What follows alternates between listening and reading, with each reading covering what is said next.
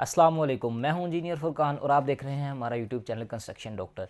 घर की तमीर में बचत की जो हमने सीरीज़ शुरू की है कि इसमें आप किस किस तरीके से बचत कर सकते हैं, उसकी वीडियो नंबर 5 आप देख रहे हैं आज, जिसका टॉपिक है कि मटेरियल ख़रीदने के लिए आप कौन कौन सा मटेरियल जो है वो इकट्ठा ख़रीदें और कैसे ख़रीदें और कहाँ कहाँ से ख़रीदें। तो आइए शुरू करते हैं आज की अपनी वीडियो।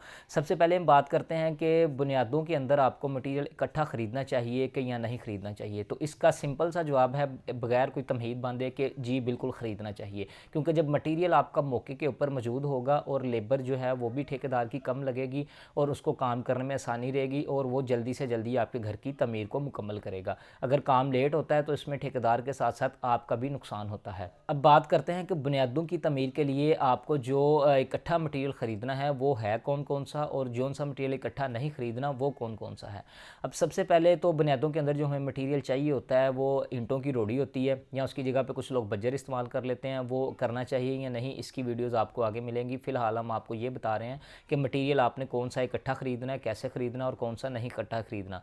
तो ईंटों की रोड़ी लगती है, उसके बाद आपको ईंटें चाहिए होती हैं, उसके बाद आपको सीमेंट बैग्स चाहिए होते हैं, रेत चाहिए होती है और आपको बजरी चाहिए होती है बीम या डीपीसी डालने के लिए, और इसी तरह आपको सरिया भी चाहिए होता है अगर आपका सरिया बीम या डीपीसी में डलना है तो, नहीं तो सरिया ऑप्शनल होता है। तो आइए सबसे पहले ईंटों की रोड़ी की बात करते हैं। ईंटों की जो रोड़ी है ना, वो अक्सर जो मालकान हैं वो भट्टे से ईंट का रोड़ा मंगवा लेते हैं और मौके के ऊपर लाकर उसकी जो है कटवाई करवाते हैं। तो इससे टाइम ज़्यादा लग जाता है, थोड़ी सी बचत तो हो जाती है लेकिन इससे टाइम भी ज़्यादा लगता है और लेबर भी आपको ढूंढना पड़ती है। तो इसमें आपको मशवरा यही है कि आप उधर से जो रोड़ी है वो बनवा कर ही, रोड़ी जो उनके पास पड़ी होती है वही रोड़ी उधर से आप लेकर आएँ। रोड़ी जो है आप उधर से इसकी ट्रॉली ख़रीद लें और ट्रॉली जो है वो आप अपने साइट के ऊपर लाकर उतरवा लें। एक ट्रॉली फ़िलहाल आपके लिए काफ़ी होगी अगर आप छोटा घर तमीर कर रहे हैं, और अगर आपको ज़्यादा दो ट्रालियाँ बुनियादों में डलनी है तो आप दो की दो ट्रालियाँ इकट्ठी ले आएँ। उसके बाद हम बात करते हैं जी ईंटों की। तो ईंटें भी आप ये कोशिश करें कि जिस भी भट्टे से आपने ख़रीदनी हो, ईंटें भी आप जो है वो इकट्ठी अपने प्लॉट के ऊपर, अगर फॉर एग्जांपल आपकी बुनियादों के अंदर तकरीबन 20,000 ईंटें लगनी है तो कम से कम आपकी 10,000 से ऊपर ईंटें जो हैं वो ऑन द स्पॉट पड़ी होनी चाहिए ताकि काम करने में मसला ना हो। अब ईंटें ख़रीदनी आपको किस तरह से हैं, ये बात आपने ज़रा गौर से अपने जहन में बिठानी है कि हमारे माशरे में, मार्केट में, पाकिस्तान में ये सिस्टम चलता है कि भट्टे के ऊपर जब आप जाते हैं तो आपसे एडवांस सारे पैसे जो हैं वो तलब किए जाते हैं कि आपने अगर 20,000 ईंटें लेनी है तो आप ईंटों के पैसे हमें जो है वो जमा करवा दें ताकि हमारे पास मटेरियल शॉर्ट है और आपकी ईंटें जो है हम आर्डर बुक करके आपको भेज देंगे। अब इसमें जो तो अच्छे मालकान हैं भट्टे के, जो अच्छी सर्विसेज प्रोवाइड कर रहे हैं, वो तो इसमें आपको कुछ भी तंग नहीं करते, और कुछ भट्टे जो हैं वो ऐसे हैं कि वो आपसे पैसे लेने के बाद फिर आपको टाइम पे टाइम देते जाते हैं। जी कल आपका ईंटें आ जाएंगी, परसों आ जाएंगी, इस तरह आपको लेट करते हैं और फिर आप हार के जब तंग आ जाते हैं तो फिर आपको वो ईंटें भेजते हैं लेकिन ईंटों की क्वालिटी में कमी कर देते हैं, और उस टाइम आप फंस चुके होते हैं कि यार चलो जो कुछ आ गया यही ठीक है, इनसे जान छुड़वाएं किसी भी तरह। तो इसलिए ईंटें ख़रीदने से पहले आपने पूरी मार्केट को विज़िट करना है और जो अच्छे भट्टे आपकी मार्केट के अंदर फेमस हैं, मशहूर हैं, उनके पास आपने जाकर जो है ईंटों की पेमेंट जमा करवा के अपनी ईंटें ख़रीदनी है। कोशिश ये करें कि फ़ी ट्रॉली जैसे मौके पे आए उसी टाइम आप जो है ईंटों की प्राइस उनको जो कीमत है वो अदा करें। अब आगे हम बात करते हैं जी सीमेंट बैग्स की। सीमेंट बैग्स जो होते हैं वो अक्सर लोग जो है वो मार्केट में इकट्ठे जो है वो स्टोर कर लेते हैं ख़रीद करके, जी बाद में महंगे हो जाएंगे, इसी सस्ती कीमत में मिल रहे हैं। हालांकि सीमेंट बैग में ज़्यादा से ज़्यादा भी फ़र्क आए एक टाइम के अंदर तो तकरीबन 20 से 25 रुपये का फ़र्क आता है, लेकिन वो 20 से 25 रुपये बचाते बचाते आप अपना काफ़ी नुकसान कर लेते हैं। उसकी वजह ये होती है कि सीमेंट बैग जो है वो ज़्यादा देर तक स्टोर नहीं किया जा सकता। जो स्टोर कर सकते हैं वो उनको बड़ी एहतियात करनी पड़ती है, लेकिन आप ज़ाहिर बात है वो एहतियात नहीं कर सकते क्योंकि आपकी वो फील्ड नहीं होती।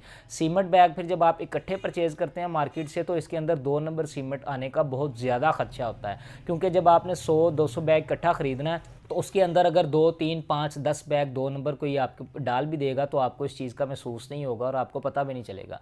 तो एक तो ये भी आपका नुकसान होगा, वो 20-25 रुपये फ़ी बैग के पीछे आप बचाते बचाते इस तरह अपना काफ़ी नुकसान कर लेंगे, और दूसरे नंबर पे आपको इसको स्टोर करने में जो है वो काफ़ी मुश्किल परेशानी करनी पड़ेगी। इस वजह से सीमेंट को कभी भी इकट्ठा ना ख़रीदें।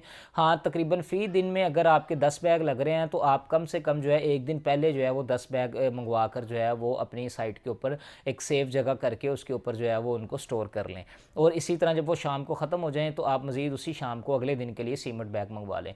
इसके बाद हम बात करते हैं जी रेत की। रेत जो है वो आप एक ट्रोला जो बड़ा होता है ना, उसको अपने साइड के ऊपर जो है वो उतरवा लें, ताकि रेत की परेशानी ना हो, और ऐसी जगह पर उतरवाएँ कि ये हवा के साथ कम से कम उड़े, और अगर ऐसी जगह ना हो, खुला सारा एरिया हो आपके इर्द गिर्द, तो फिर आप रेत को वक्तन फ़वक्तन पानी लगाते रहें, ताकि आपकी रेत जो है वो उड़कर ज़ाया ना हो। और कोशिश करें कि इसको रोड के ऊपर ना उतरवाएँ, क्योंकि जितनी रोड के ऊपर आप उतरवाएंगे उतनी ये ज़्यादा ज़ाया होगी। उसके बाद हम बात कर लेते हैं जी ये बजरी की।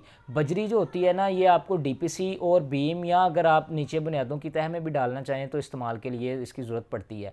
तो बजरी जो है ना, ये भी चूँकि बाद में फ़र्श के ऊपर भी डलनी है, लेंटरों में भी डलनी है, तो आप बजरी का जो है ना, ये भी इकट्ठा जो है वो ट्रक उतरवा लें। इसमें एक तो आपको बजरी थोड़ी सस्ती पड़ जाएगी, और दूसरे नंबर पे ये होगा कि आपको रोज़ रोज़ मार्केट के चक्कर नहीं लगाने पड़ेंगे।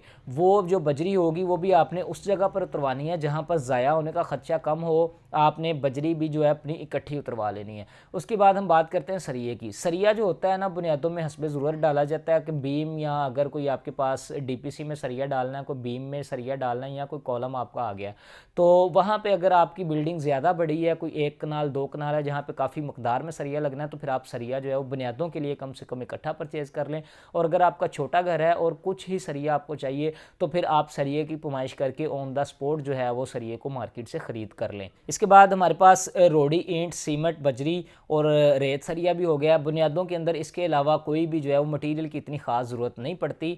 तो उम्मीद है इंशाल्लाह आपको हमारी इस वीडियो से फ़ायदा हासिल होगा। हमारी मज़ीद वीडियोस देखने के लिए हमारे चैनल को सब्सक्राइब कर लें। अल्लाह आपका हामी व नासिर हो।